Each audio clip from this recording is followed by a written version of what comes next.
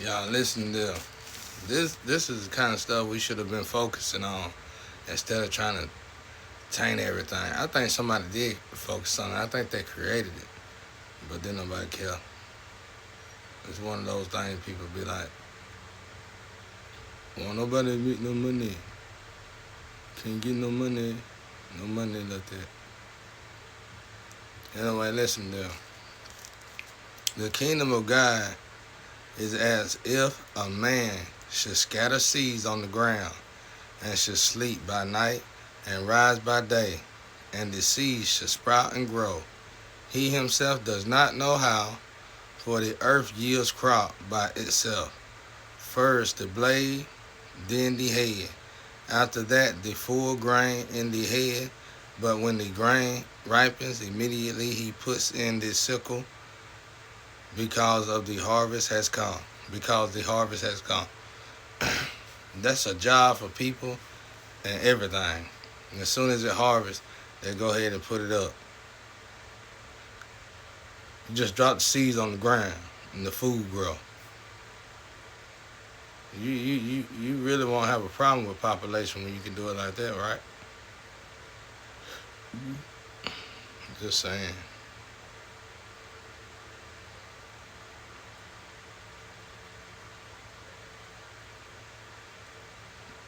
Let's see what else it said about heaven. Then he said, to what shall we liken the kingdom of God? Or with the parable shall we picture it? It is like a mustard seed, which when it is sown on the ground is smaller than all the seeds on the earth. But when it is sown, it grows up and becomes greater than all herbs and shoots out large branches so that the birds of the air may nest under its shade. And with many such parables, he spoke the word to them as they were able to hear it. But without a parable, he did not speak to them. And when they were alone, he explained all things to his disciples. On the same day when evening had come, he said to them, let us cross over to the other side. I was just talking about this earlier. Now when they had left the multitude, they took him along. They took him along in the boat as he was, and other little boats were also with him, and a great windstorm arose, and the waves beat into the boat, so that it was already filling. But he was in the stern, asleep on a pillow. And they awoke him and said to him, Teacher, do you not care that we are perishing? Then he arose and rebuked the wind and said to the sea, Peace be still. And the wind ceased, and there was a great calm. But he said to them, why are you so fearful? How is it that you have no faith? And they feared exceedingly and said to one another, who can this be, that even the winds and the sea obey him? That's like one of the simplest things, like I said earlier, that you can manipulate any human being in the world if you meditating and you praying. So that's why he said what he said right here. He said, and the wind ceased, and there was a great calm. But he said to them, why are you so fearful? Like, why are you so fearful of something so simple? Because God is almighty. It could be a lot worse. It's a lot worse things that could happen. And you already just fearful of a little wind. Almighty went into them. It might have been mighty. It might have seemed mighty, but it wasn't to Jesus. It wasn't mighty at all. That's powerful, honey. I told y'all this best book, and this book is extraordinary. This book is. I got a lot of. Well, the books I got in there, I really haven't read. I can't wait to read them. I want to read them, but it's like in this situation when I touch those books, it's just like something inside me be like, It's almost like playing. You need to be serious right now and get real. And it's like this book helped me through these situations. Like literally, it shows me. This book shows me what I need to be doing in these situations to myself, for myself, and how I need to be utilizing this situation in the depths of solitude, utilizing these situations to become like Bruce Lee. Not Bruce Lee, I'm messaging. I'm hoping it was all Bruce Lee messages. Them messages are outstanding. So is Denzel, but them Bruce Lee messages outstanding, bro. But um, and a lot of stuff that Bruce Lee went through in the depths of solitude. I ain't know I went through. We got a lot of common. Put it that way. But anyway, this book right here, it helps you get through that the right way. Like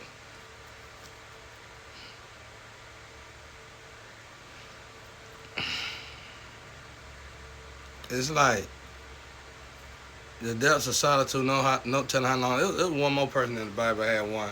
I can't remember which one it was, but it was very long. One I regret. I prayed to God that it wasn't gonna be one of those missions, and it wasn't as bad as Jesus, but I felt like it was worse than Jesus in some way. Cause the man, somebody had to wait. I gotta remember that story though. But somebody had to wait a long time. But that was during the time when people can live like to 700 something years old though. But they had to wait a long time. That's it. And boy, was I upset with my father. I said, man, please, God. Not no bad way, but just scared, upset, frustrated. Like, please don't let that happen, God. Please, he probably laughing at me. I think Buddy went into solitude for 40 years. 40 years, brother. Good gracious alive. But they lived to 700 years old, so you got to look at it.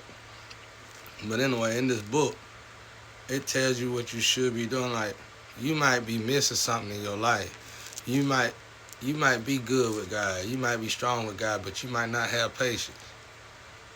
And you not having patience, what it does, you not having patience make you leap too fast to stuff, jump too fast. You might see a woman or a man and say, that's it right, that's my way out. And might wind up being with an abuser. Or you might lash out and go get on drugs because you're tired of the situation. Drugs is not going drugs ain't going to eliminate your solitude. It's just going to numb your heart when it comes to facing your solitude. Drugs ain't going that damn hair grow back fast, then it, y'all. I ain't even gonna worry about it no more. I'm gonna let it grow out for a while, cause it ain't like when my hair grow out, my face gets smoother. Yes, y'all be like, that nigga off the chain, ain't it? I do. I be looking. What's that guy? What's that guy? What's that? I got a stomach problem right now. He says cemetery issue. That's what my father said. Cemetery issue. I've been having a stomach problem for about 2 or 3 days, but it ain't hurting or nothing. It just bloated. And it shouldn't be bloated. Ain't no reason for it to be bloated. But anyway, ain't no pause, ain't nothing like that. Just bloated. It do that. I always have. I used to be embarrassed about it in school. So man, we be working out, teachers them that got me right. It might be they might be trying to get me right to do something in some sports. I wake up bloated like a blowfish, man. What everybody looking at? What's going on? What you do? Eat? You gotta quit. You can't eat like that. And I be like, I ain't really eating. I ain't tell them that. But anyway,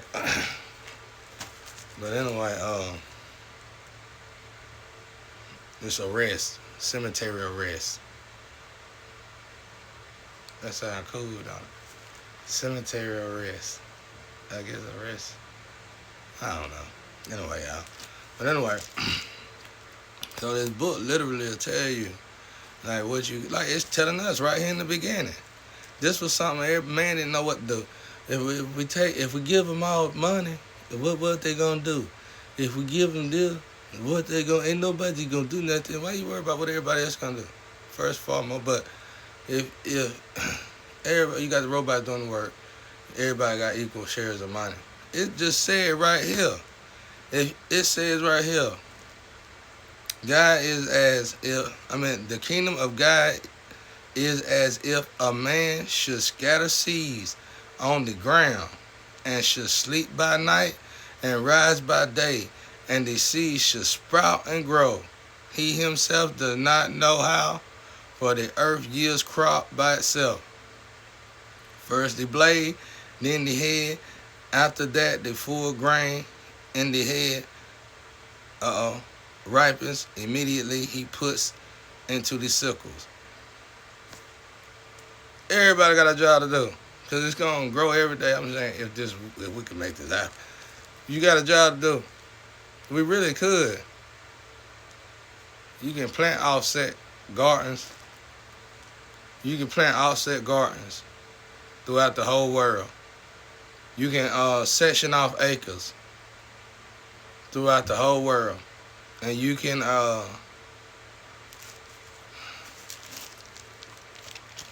section off acres throughout the whole world, and you can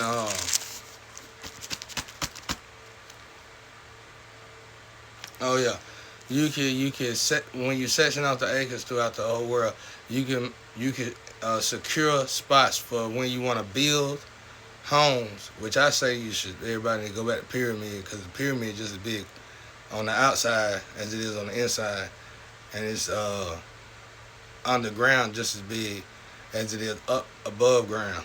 A pyramid can house millions of people, if I ain't mistaken, or 100,000 people. It's something like this. There's a lot of people one pyramid can house. But since we ain't got the technology, we don't know how they doing it. At least that's what they say. All right, now you can section out the land.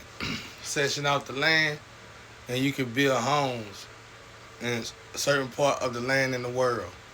And you can ensure the whole world need to be mapping this out together. Like the Congress, the government, people like that need to come together on a strategy plan on what parts are in each country can they section off, just to keep the tree. You gotta keep trees too, plants and gardens. And we could build right here, in each country. And reason why I say everybody need to come together, the governments need to come together, because we ain't the only smart people in the world.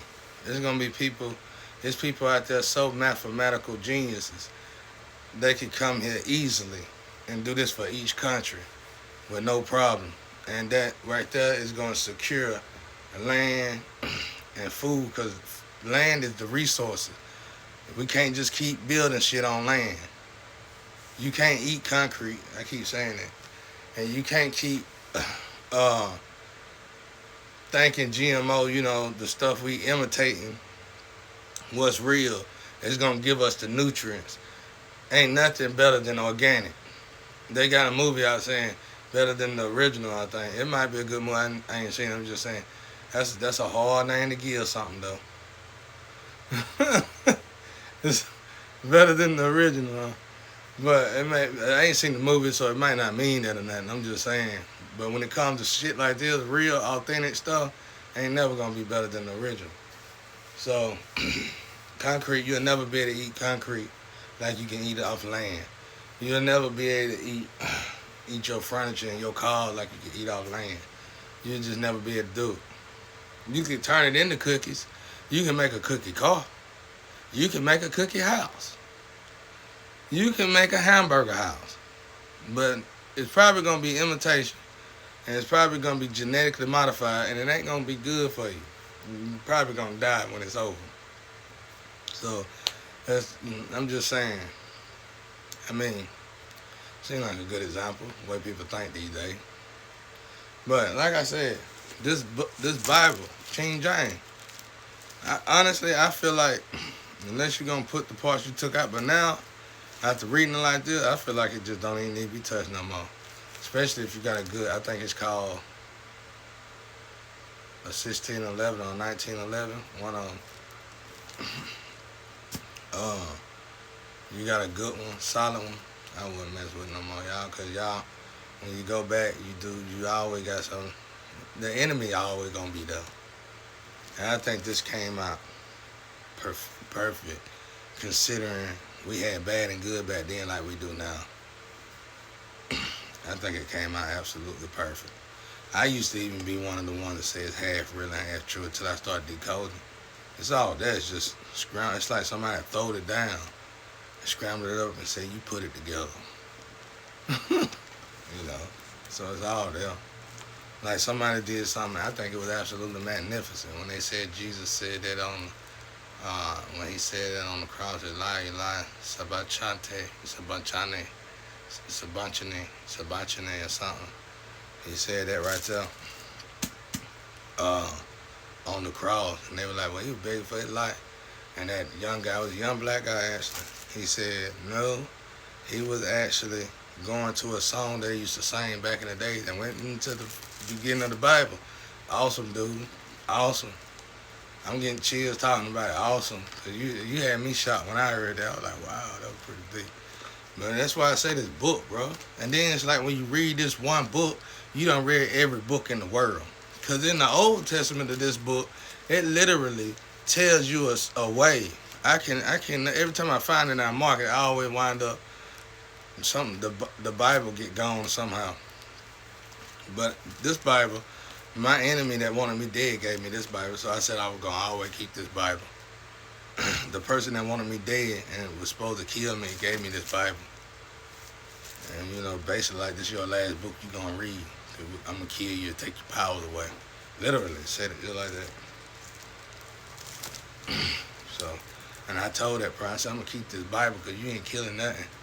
And we'll see about it. We went to war after that. And it didn't end well for him. She had her demon squad with her and everything. She had a squad with her and everything now. But anyway,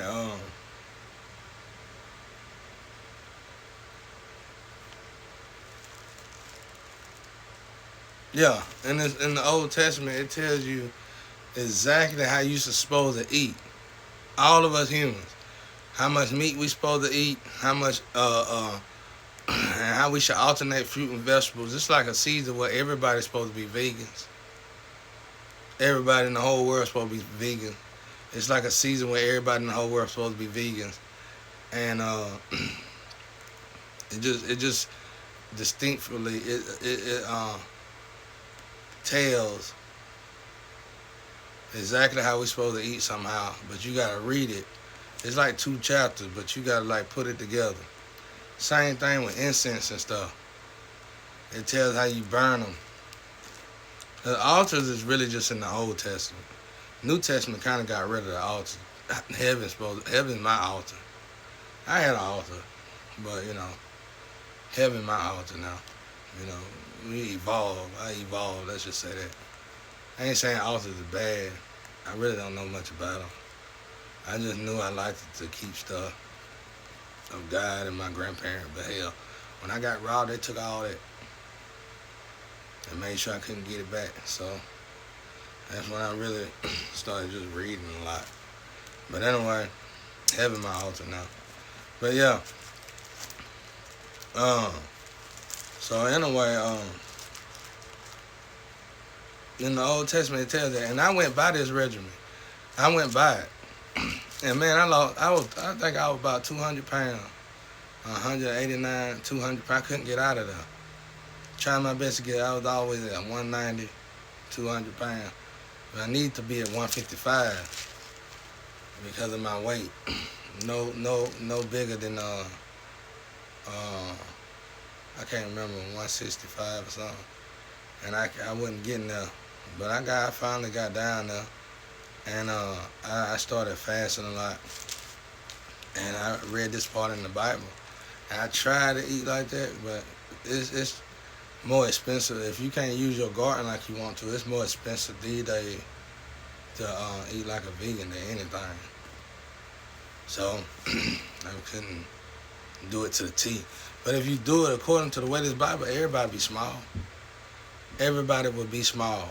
If you do it according to the way this Bible teaches, everybody in the whole world will be small. And I think other countries do, except for America, because we the youngest country in the world. We just don't know no better. We hard-headed, we stubborn. We think we can. We think we think we can do anything we want to do, and it's gonna work out.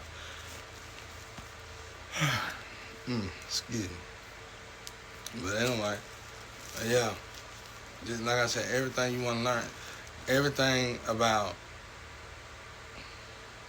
streets, slums, how to operate business. This is the human man. Like I said, somebody told me a long time ago. I even said it. God should have gave us a human manuscript. This is it. Perfect. This is it. When you start reading it and it become an extension of yourself, this is it. This help you keep justice intact. People can't read it because people violate stuff in it. Even the best ones violate stuff in it all the time.